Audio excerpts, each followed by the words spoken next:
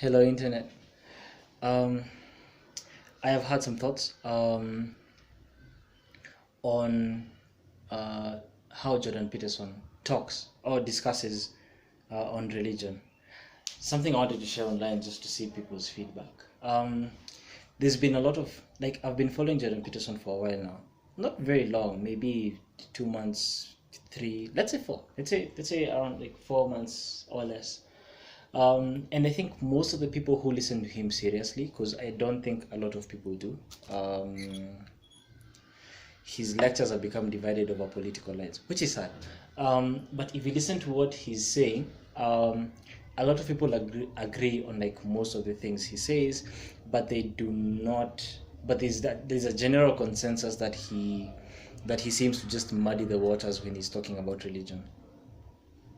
And I remember watching his lectures and feeling like what he's saying, there's a truth to it, and it's not a muddled truth, it's a very clear truth.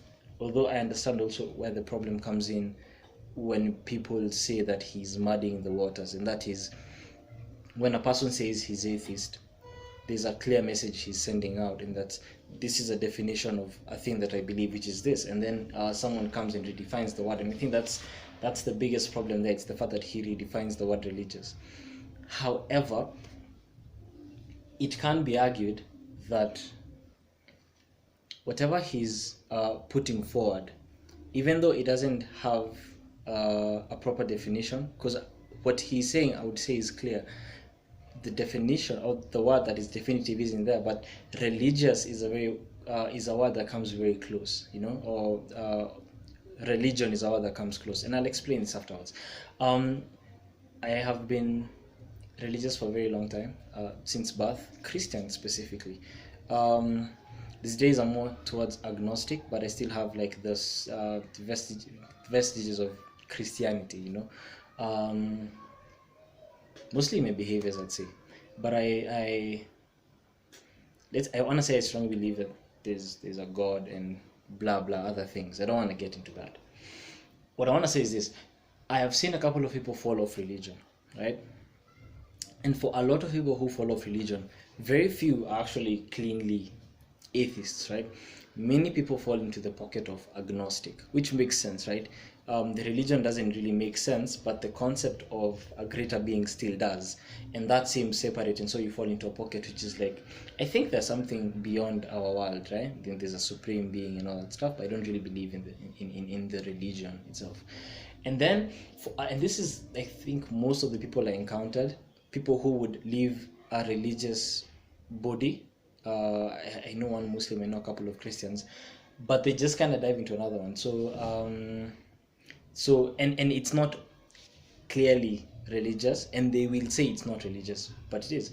So like when they state something like when a person is Christian and he moves from Christianity, but then they move into like New Age spirituality mostly, I think, because it follows kind of the precepts of a religion, which is I think there are usually three, where one, there is a supreme being, two, I even say there are two only. There is a belief in a supreme being, and then the subsequent worship of the supreme being.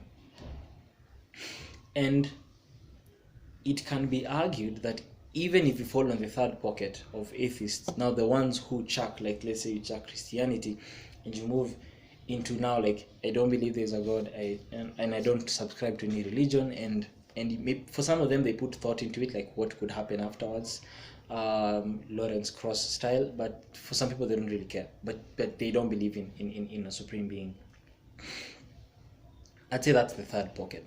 And even for the third pocket, there's an argument that can be made that some of the actions they do are Christian. Now, are they Judeo-Christian? I can't say that for sure, but I can say they're religious, and I'll give an example. Remember the precepts of a religion. It's, let's say I believe in a subsequent in a supreme being, and then the subsequent worship of the being. And worship is a form of, let's say we can say something around it's the adoration of something or someone, and then the subsequent surrender to that someone, right? And the adoration comes in like overvaluing something, right? Or maybe rightly valuing it, depends on it. But you can take something like a celebrity, seeing a celebrity, really, really valuing that celebrity. And then now the subsequent worship could be financial, could be emotional, right? Could be the investment you put in time, or just the valuation of that person in a person's life. So like you never meet Justin Bieber, you never buy, you buy only his albums, there's no other interaction, maybe a band, but the amount of maybe let's say affection that you have for him is overwhelming, to the point where he says if you do something, you do something, right? So at any point of interaction, if he has a demand to do A, you do A. And that's what I'm calling surrender. And with an idol, you can't really see it very clearly. I mean, the interaction is always going to be when he releases a music, when he's in a band, when he has candles, and the interaction maybe will be with other people, not necessarily with the person himself. But the surrender part, every time there's the interaction and the surrender is there, it's like a verification. It's like, okay, fine, this looks like something of worship. Now you see, with religion, what happens is pretty much there's the assumption that that bridge is a constant closed because of omnipresence. So it's like, I have my person who I'm projecting to, so it's God, it's this person. I give this much value to him, yeah, and then because he has this much value, I subsequently worship him. And like, by the way, that's actually not normal, right?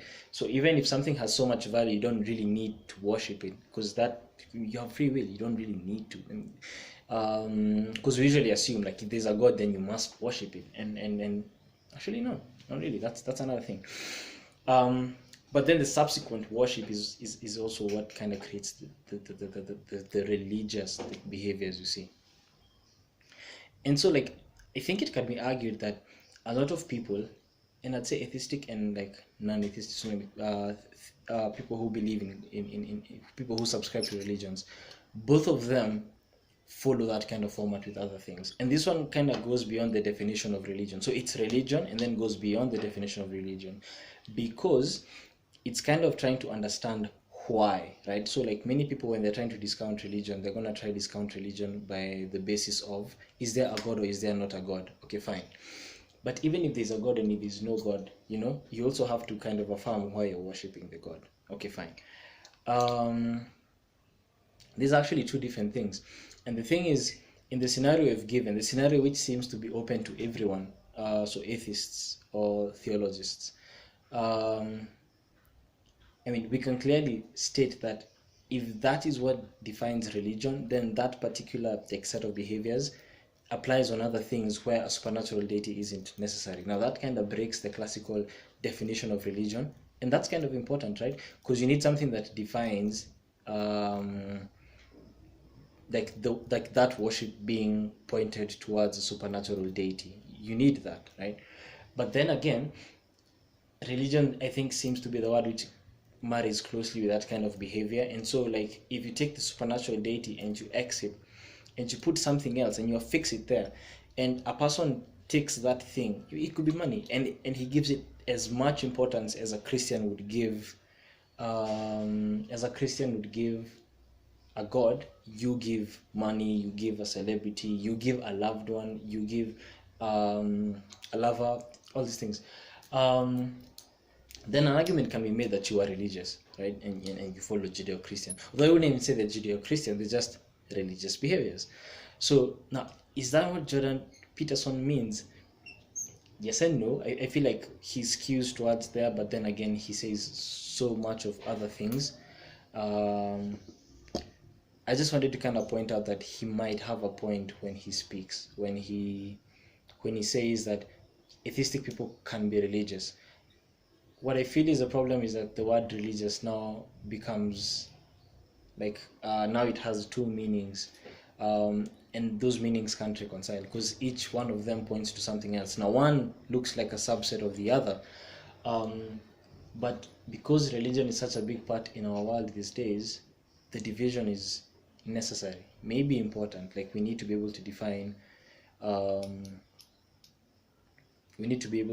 like, okay, fine, this one pretty much like describes the valuation of something and the subsequent worship of the thing because of the valuation, right? And then we need this other thing which is like exactly that thing, but the thing that's on top, the thing that we're valuing or overvaluing, is a deity, right? A supernatural deity. And then it's like Now that's the classical definition of religion. Let's put that aside. I'm not talking about that. So yeah, there is truth to what he's saying is what I'm trying to say. So anyway, yeah, that's it.